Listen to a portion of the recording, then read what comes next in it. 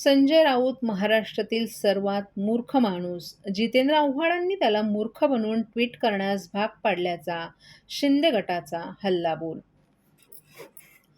मुंब्रा येथील शिवसेना शाखेचा वाद चांगलाच गाजत असून संजय राऊतांनी याबाबत ट्विट करत निशाणा साधताच उद्धव ठाकरे मुंब्र्यात येणार असल्याचा दावा केलाय. त्यावर आता शिवसेना शिंदे गटानं जोरदार हल्लाबोल करत राऊतांना प्रत्युत्तर देत आमदार जितेंद्र आव्हाड यांच्यावरही निशाणा साधलाय. उद्धव ठाकरे आणि संजय राऊत यांनी काही पडलेली आहे का? ठाण्यातील शिवसेना आणि शिवसैनिक याचं त्यांना काही पडले का? ते कधी आनंद दिघे यांच्या समाधीचं दर्शन घ्यायला तरी आलेत का? इतकी वर्ष झाली मुख्यमंत्रीपदी होते तरीही मुंब्र्यात कधी आले नाही, मग आत्ता येण्याचं कारण काय? असा हल्लाबोल शिंदे गटाचे माजी नगरसेवक राजन किणी यांनी केलाय. हे ट्विट आमदार जितेंद्र आव्हाड यांच्या सांगण्यानुसार त्यांनी केलं असून संजय राऊत हा महाराष्ट्रातील मूर्ख माणूस असून त्यांना मूर्ख बनवण्याचं काम जितेंद्र आव्हाड यांनी केलं आहे. या ठिकाणी शाखेच्या नावाखाली अनेक गैरप्रकार सुरू होते. शाखेचा व्यावसायिक वापर होत होता. त्यामुळे बाळासाहेब ठाकरे आणि दिघेसाहेब यांना अपेक्षित कार्य करण्यासाठी आम्ही ही शाखा ताब्यात घेऊन पुन्हा नव्यानं उभी करणार आहोत, अशी माहितीही माजी नगरसेवक राजन किणी यांनी दिली आहे. काय माहिती आणि जर ते खरंच येणार असतील तर आपली भूमिका काय असेल? काय माहिती आहे का, कोणी कुठं जावं हा या लोकशाहीमध्ये कोणी कुठं जावं हा त्याचा अधिकार आहे. आणि त्यांनी असं ट्विटमध्ये लिहिलेलं आहे की की या शाखेवरची पाहणी करायला ते मुंब्र्यात येणार असं संजय राऊतांनी ट्विटमध्ये लिहिलेलं. आणि संजय राऊत म्हणजे या महाराष्ट्रातला सगळ्यात मूर्ख माणूस संजय राऊत, आणि त्याला मूर्ख बनवण्याचं काम आमच्या मुंब्र्यातील विधायकाने केलेलं आहे. म्हणजे जो आमचा आमदार आहे त्या आमदाराने केलेलं आहे. ते संजय राऊतला एवढी अक्कल नाही आहे की ठाण्यामध्ये काय चाललेलं आहे, की उद्धव साहेबांना एवढं पडलेलं नाही ठाण्यामध्ये काय चाललंय. कधी ते आले का दिघे साहेबांच्या समाधीवर उद्धव साहेब? आणि मुंब्र्यात त्यांना यायचं होतं तर एवढे सत्तेमध्ये असताना मुंब्र्यातल्या नागरिकांच्या काही समस्या आहेत की मुंब्र्याच्या शिवसैनिकांच्या काय अडचणी आहेत त्या शोधण्यासाठी कधी त्यांनी येण्याचा प्रयत्न केला का? तेव्हा कधी ते येऊ शकले नाही. ते आज त्यांना या शाखेच्या माध्यमातून एक चांगलं काम होण्याचं एक संकेत असताना बाळासाहेबांना जे अपेक्षित काम, धर्मवीर आनंदगी साहेबांना जे अपेक्षित काम ते शाखेतून व्हायला पाहिजे ते शाखेतून काम होत नव्हतं. म्हणून आम्ही या शाखेतून नवीन शाखा बांधून इथून नागरिकांची कामं होण्याच्या दृष्टीने शाखा बांधतोय. आणि या लवकरात लवकर या शाखेतून नागरिकांची कामं होण्याच्या दृष्टीने ही शाखा तयार करण्याचं हे चाललेलं आहे. आता संजय राऊतनी ट्विट केलं की उद्धव साहेब येथील म्हणजे उद्धव साहेब येथील या मुंब्र्यामध्ये. यापूर्वी कधीच त्यांना असं वाटलं नाही की मुंब्र्यामध्ये यावं आणि मुंब्र्यामध्ये काय अडचणी आहेत त्या दूर कराव्या.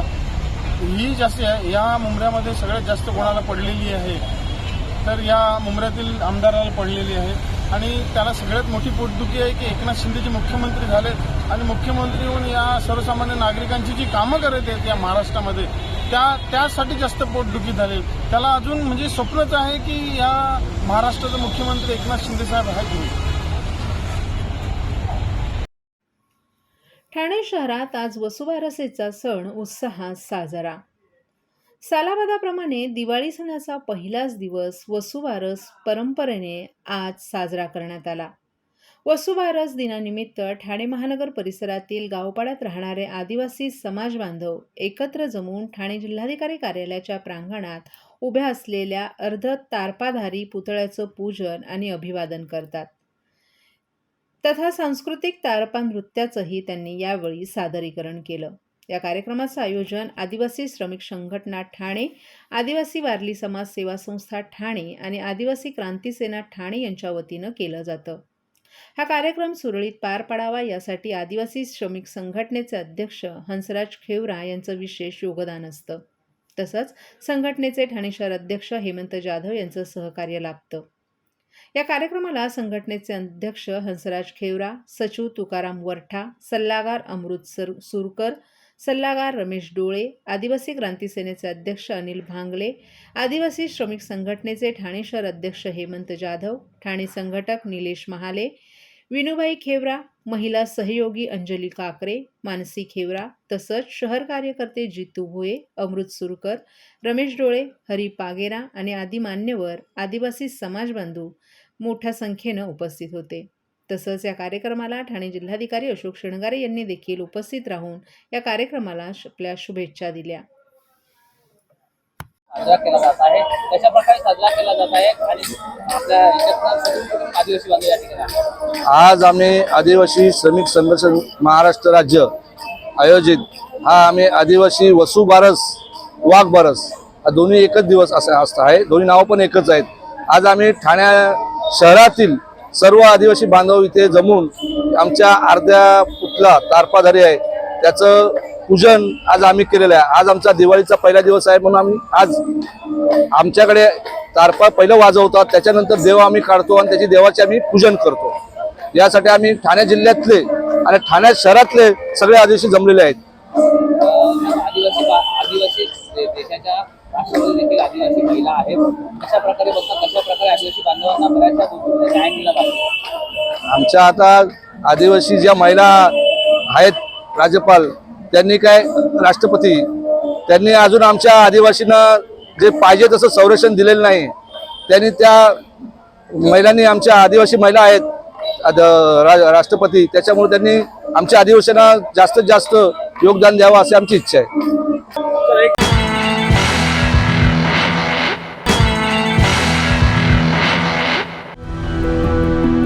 मैं घर घर जाके काम करती हूँ और मेरे हस्बैंड ऐसी बेलदारी मजदूरी करते हैं।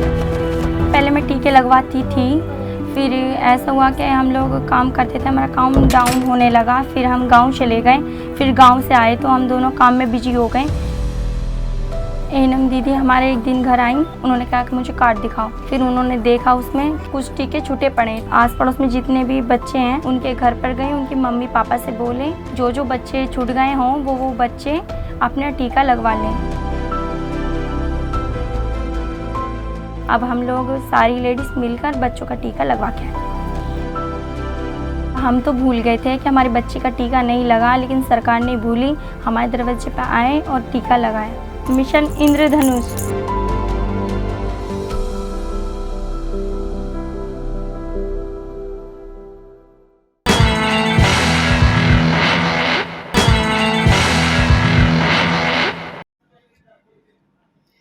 स्वर्गीय वसंतराव डावखरे यांच्या स्मृतीप्रित्यर्थ समन्वय प्रतिष्ठान आयोजित वक्तृत्व स्पर्धा KBP महाविद्यालय येथे नुकताच संपन्न झाली. या स्पर्धेचं हे यंदाचं दुसरं वर्ष होतं. आमदार निरंजन डावखरे यांच्या उपस्थितीत या स्पर्धेचा पारितोषिक वितरण सोहळा संपन्न झाला. यावेळी KBP महाविद्यालयाचे सचिन मोरे, परीक्षक विनोद गायकर, अभिजित झुंजारराव आणि आकाश राऊतही उपस्थित होते. वरिष्ठ महाविद्यालयीन स्पर्धेत प्रथम क्रमांक श्रुती बोरस्ते, द्वितीय क्रमांक प्रतीक पवार आणि यश पाटील, तर तृतीय क्रमांक संकेत पाटील आणि सुप्रीम मस्कर यांनी पटकावला. तर कनिष्ठ महाविद्यालयीन स्पर्धेत प्रथम क्रमांक जीवनधारा जायभोये, द्वितीय क्रमांक अलिशा पेडणेकर, तृतीय क्रमांक अनुष्का गांगल आणि उत्तेजनार्थ पारितोषिक वेदांती साखरे हिनं पटकावलाय. रेडी सर, या ठिकाणी संपूर्ण वक्तृत्व स्पर्धा पार पडली, काय सांगाल तुम्ही कशा प्रकारे? डावखरे साहेबांच्या जयंतीनिमित्त दरवर्षी ही वक्तृत्व स्पर्धेचं आयोजन होतं आणि अतिशय उत्तम पद्धतीमध्ये बप्पा राऊत आणि मोर्याची अख्खी टीम या स्पर्धेचं नियोजन या इकडे KBP कॉलेजमध्ये करत असतात. या इकडे जवळपास राज्यामधनं 25 ठिकाणाहून मुलं आलेत. मग ते नाशिक असेल, रायगड असेल, पालघर असेल, असे अनेक जिल्ह्यातनं या इकडे मुलं सहभागी झालेत आणि अतिशय उत्तम पद्धतीचं या इकडे वक्तृत्व या मुलांच्या माध्यमाने या स्पर्धेमध्ये मांडण्यात आलेलं आहे. या वयात या मुलांचे विचार एवढे प्रगल्भ आहेत, याच्यावरूनच आपल्याला राज्याचं भवितव्य हे उज्ज्वल आहे हे निश्चितपणे लक्षात येतं. कारण कुठल्याही देशाचं भवितव्य हे युवा पिढी असते आणि या युवा पिढीचे विचार अतिशय ठोस आणि प्रगल्भ आहेत, याचा ऐकून आनंद वाटतो. या स्पर्धेच्या माध्यमाने या विद्यार्थ्यांना एक हक्काचं व्यासपीठ आणि त्यांचे विचार मांडण्याचं एक व्यासपीठ देण्याचा प्रयत्न समन्वय प्रतिष्ठानकडनं होतो. ठाण्यात मार्गदर्शक तत्वांचं उल्लंघन करणाऱ्यांकडून 1,70,000 रुपयांचा दंड वसूल, 362 जणांना बजावण्यात आली नोटीस.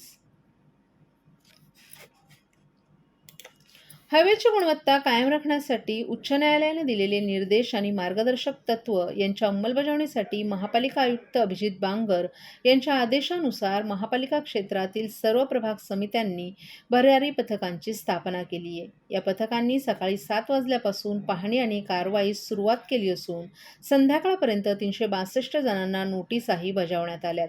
तर नियमांचं उल्लंघन केल्याप्रकरणी एकूण 1,70,000 रुपयांचा दंड वसूल करण्यात आलाय. यामध्ये आनंदनगर चेकनाका येथे तैनात असलेल्या नौपाड्यातील पथकानं बांधकामाच्या राडारोड्यांची वाहतूक करणाऱ्या 21 डंपर्सवर कारवाई केली आहे. त्यांच्याकडून 1,05,000 रुपयांचा दंडही वसूल करण्यात आलाय. त्याचबरोबर माजिवडा प्रभाग समिती अंतर्गत एक MRC प्लांट बंद करण्यात आलाय. शहरात सुरू असलेली बांधकामं, बायोमास जाळणं, राडारोड्याची वाहतूक यांना नियमावलीचं पालन करण्यासाठीही नोटिसा बजावण्यात आल्या.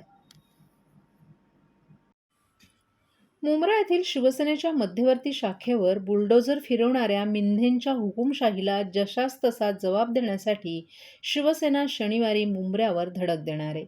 शिवसेना पक्षप्रमुख उद्धव ठाकरे हे असंख्य शिवसैनिकांसह शनिवारी सायंकाळी 4 वाजता मुंब्रा शाखेला भेट देणार आहेत. शिवसैनिक आणि मुंब्रावासियांशी संवाद साधल्यानंतर मिंधे टोळींच्या मोगलाईचा उद्धव ठाकरे कसा समाचार घेतील याकडेच आता साऱ्यांचं लक्ष लागले. मुंब्रा कौसा येथील संजयनगर परिसरात 2001 मध्ये पुनर्वसन केलेली शिवसेनेची मध्यवर्ती शाखा आहे. या शाखेच्या मालमत्तेचा कर निष्ठावंत शिवसैनिक आणि शहर प्रमुख विजय कदम हे गेली 22 वर्ष भरत आहेत. गुरुवारी सायंकाळी मिंधे गटाचे माजी नगरसेवक राजन किणे 50 ते 60 गुंडांसह या शिवसेना शाखेत घुसले. शाखेचा कब्जा घेतल्यानंतर त्यांनी बेकायदेशीरपणे बुलडोझर लावून ही शाखा जमीनदोस्त करून टाकली. शाखेपासून हाकेच्या अंतरावर पोलीस ठाणा आहे. शहर प्रमुख विजय कदम यांनी पोलिसांना शाखेबाबत अर्जासह सर्व पुरावेही दिलेत. मात्र पोलिसांनी मिंध्यांच्या या मोगलाईकडे जाणीवपूर्वक डोळेझाक केल्यानं मिंध्यांच्या गुंडांनी हैदोस करत ही शाखा जमीनदोस्त केल्याचा आरोप करण्यात आलाय. शिवसेना पक्षप्रमुख उद्धव ठाकरे यांनी या घटनेची गंभीर दखल घेतली आहे.